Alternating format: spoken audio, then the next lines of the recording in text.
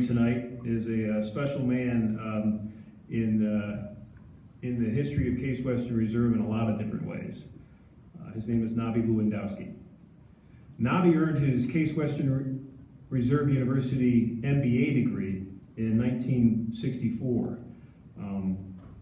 In moments, we'll ask Nobby to come up and he'll talk about baseball in his life. He'll talk about Kent State baseball. He'll talk about Pittsburgh Pirates farm system baseball. He'll talk about business. He'll talk about motivation. He'll talk about leadership. But before we call Nobby up, I'd like to talk to you about this. Nobby told me a story. In the spring of 1965, he was fired from I think it was his first job out of college. And when the boss called him into the office to fire him, he told Nobby, he says, Nobby, I don't need you here in my business. He says, you can't communicate with people. And then he told Nobby, he says, as you move forward in your life, I recommend that you look for a back of the business or back of the office or back of the warehouse type job where you don't have to really speak to people. It was direct, it wasn't very nice, and it left a lasting impression on Nobby Lewandowski. So Nobby left that meeting, and on April 6th, he still remembers the date, in 1965, he made up a list of 66 things, because he used to read books about how to win friends and influence people, how to be inspirational, how to be motivated. He made a list of 66 things that he wanted to accomplish in his life. And in 1987, so it was almost 22 years later, he earned over $1 million in one single year of working. It was the first time he'd done that in his life. He made a copy of the income tax return and he mailed it to somebody. Who do you think he mailed it to? You know, Angie, I asked you if you had a nemesis. Nobby had one too that actually turned into an inspiration. He mailed it to the man who fired him all those years ago just to prove to him that he wasn't a back of the room type guy. Those 66 things that he wants to accomplish in his life, he says he's done 57 of them. I said, Nobby, what's some of the ones that you haven't done? Jumping out of an airplane is something that he hasn't done. Has anybody in the room jumped out of an airplane? Ooh, a couple. So maybe you could get together with Nobby tonight, talk him into it, maybe take him with you next time. It'd be a nice Case Western Reserve University type thing to do. Please join me in welcoming our next inductee to the Hall of Fame, Nobby Lewandowski.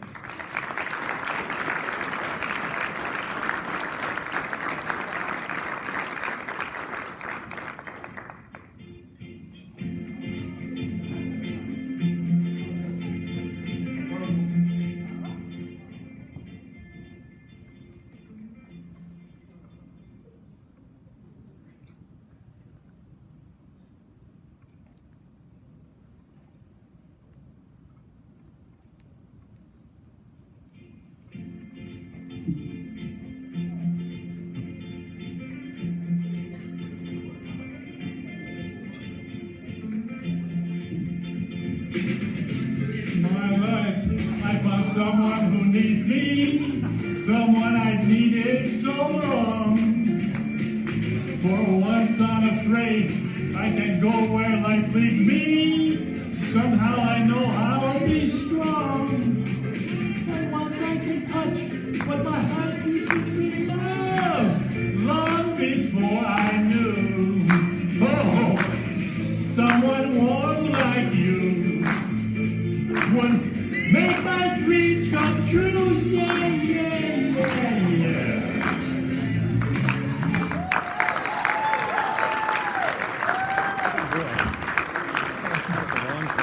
Actually, I did that for one reason and one reason only. As you may have figured out, I stutter. Stuttering is not a disability, it's a challenge. And everyone on this earth has a challenge. How do we make up for our challenge? I became a CPA because I get paid by the hour, so it's okay if I stutter. That isn't bad at all. But first of all, there's an awful lot of people I have to say thank you. I have to say thank you to the Lord. I have to thank my mother and father who were at home. We had suppers. We used to speak together. We didn't send text messages or receive emails. We actually spoke. And they mentored me. My father owned a bar. He owned a bar in Slavic Village. I don't know if you know where Slavic Village is, but everyone was last name ended in SKI, or was a Hunky, or a Czechoslovakian, or a Slovak. And we used to look out after each other. If your father or your mother was sick, they used to fix meals and bring meals over to your house. I want to thank all the teachers I had, the nuns I had in elementary school, the priests and the monks I had at Benedictine. I think I still have black and blue marks on my ribs. You don't have your homework, Nobby? Boom! Okay, Father, I'll finish it. Don't worry. But that was a tremendous event. I was in the 6th grade. These here are boys who lived next to me went to Benedictine, and they took me to a charity game in 1948. We used to have East Side versus West Side. There were 41,000 people on Thanksgiving morning watching a high school football game. There was a special right tackle for Benedictine named Chuck Knoll. Is there anyone in the audience from Pittsburgh? Oh, you're from Pittsburgh? Okay, I'll talk a little slower. but having that and seeing that, I said, I want to go to Benedictine. I asked my father. He said, son, I don't have $125 to send you to Benedictine. I was lucky that my father showed me every time you throw a baseball, hit a glove, have a spot where you're going to throw a ball. I was pitching a game the 1st of August after I left elementary school. When I was in the 6th grade, the 8th graders wouldn't play us because they had to face me.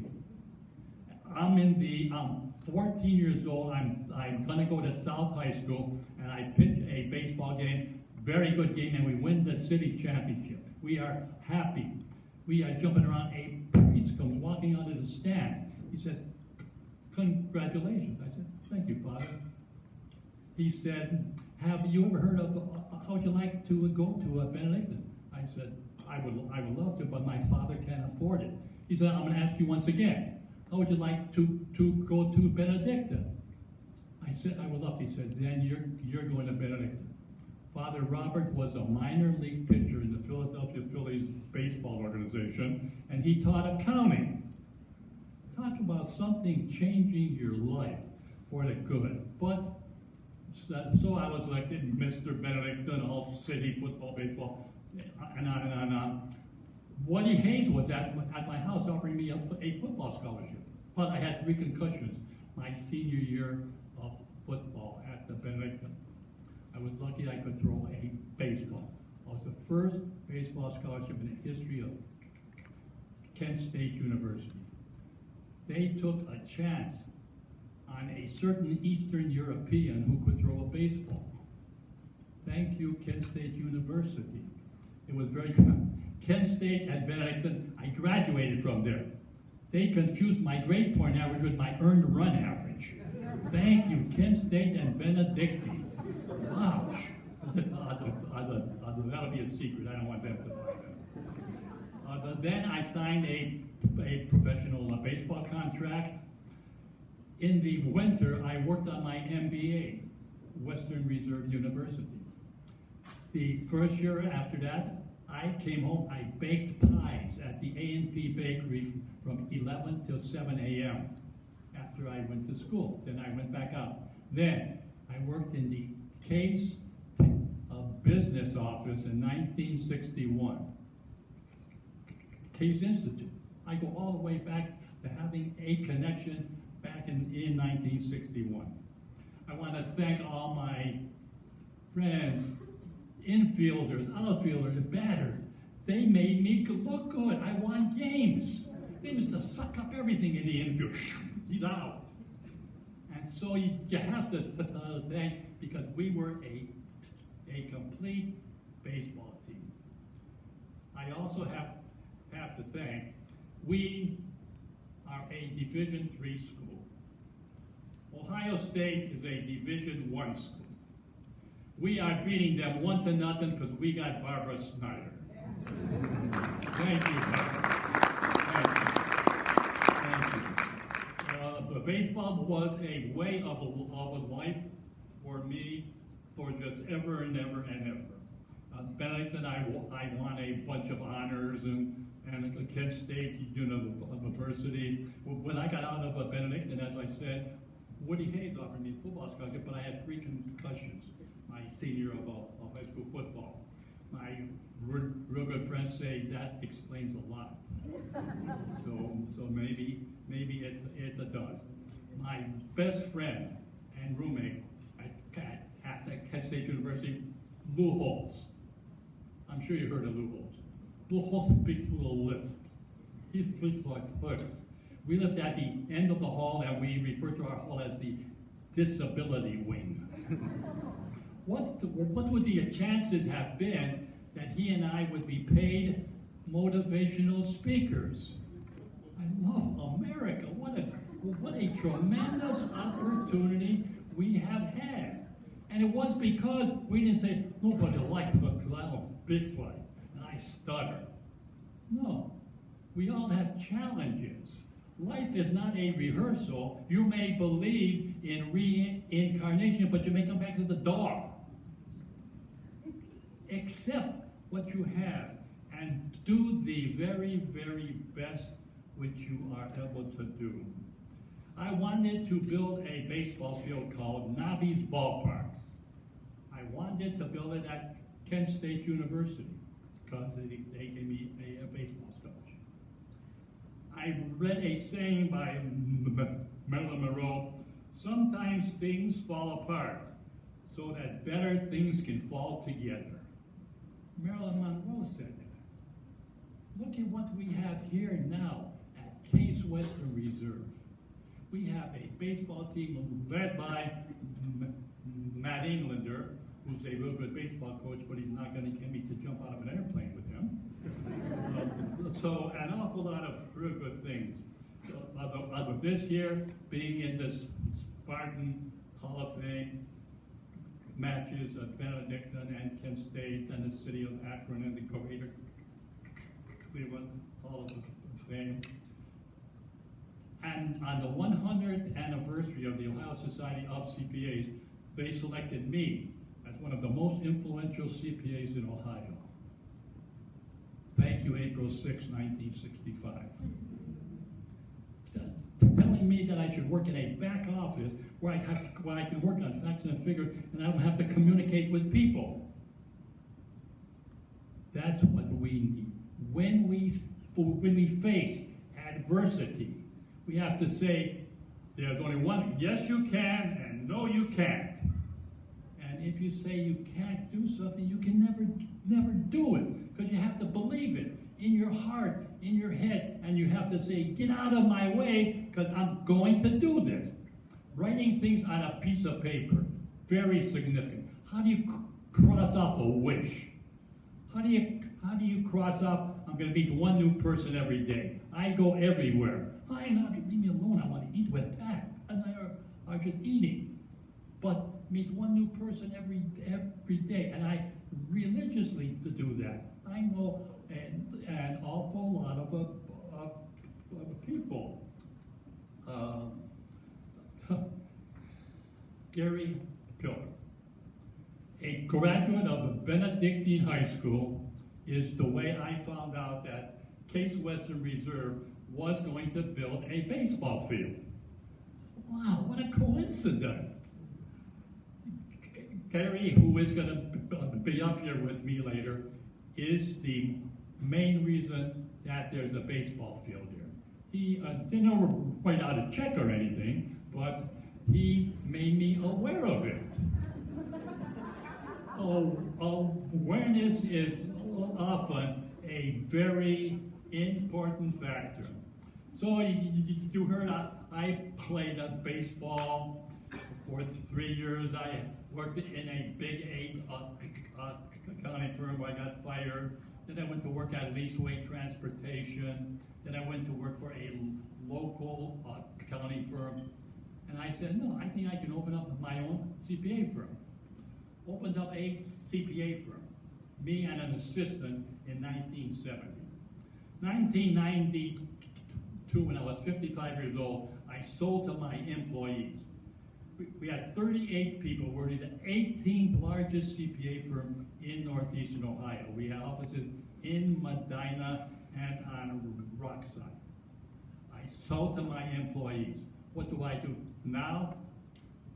I run around the United States as a motivational speaker. You know why?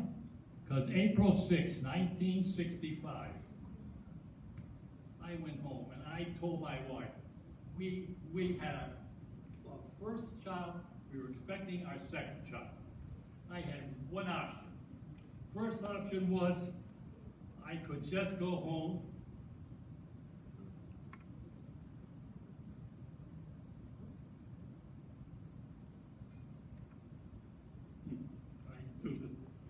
I could just go home, I could strangle myself. I could say, he's right, I'll never do it again! But I said, no. No one man is going to tell me what I can do the rest of my life. That's the same guy that got my income tax return in 1987. And he said, Nobby, I'm not surprised that someone with your work ethic and integrity has become successful. There's only two people in the 97-year history of Benedictine High School who are in the Hall of Fame and the Hall of Honors. You'll be happy to hear this. Nobby Lewandowski and Chuck Knoll. In the history of the Benedictine, thank you, Benedictine, for looking at my earned run average, man. Versus anything else. Speak. I've written a lot of articles. I've helped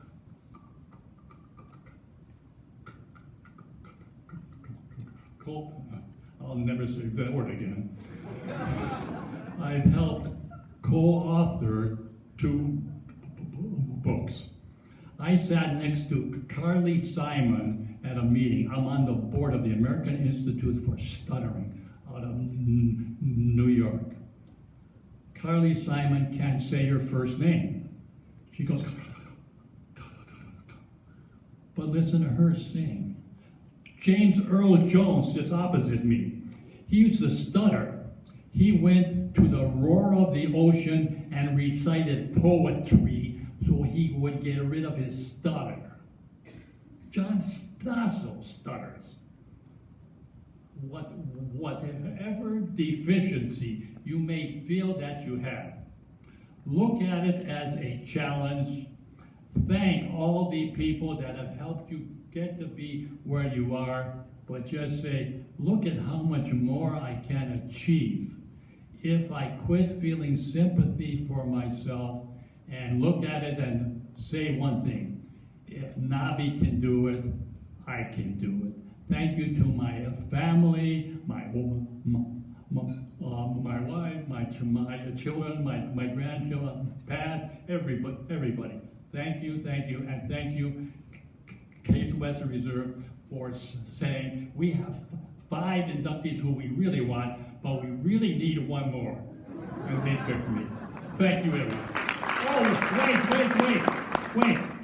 I want to read you one more thing that you can take home with you. A little boy in a baseball hat, he sits in the field with his ball in his bat. He says, I'm the greatest player of them all. He puts his bat on his shoulder and tosses up the ball. And the ball goes up and the ball comes down. And he swings his bat all the way around. The world is so still, you can hear the sound. The baseball falls to the ground. He says, I'm the greatest player that's ever been. And he grits his teeth and he tries it again. And the ball goes up and the ball comes down. He once again swings his bat all around. The world is so still you can hear the sound. The baseball falls to the ground. The little boy, he adjusts his hand, he picks up the ball and he stares at the bat. He says, I'm the greatest player when the game is on the line, and I'm going to give it all one last time. And the ball goes up and the ball comes down. And once again, he swings his bat all the way around. The world is still, and still can be, the baseball falls, and that's strike three. Now it's supper time, and his mama calls, and the boy starts home with his bat and his ball. He says, Mom, I'm the greatest player that is understood. But even I didn't know I could pitch that good. Thank you.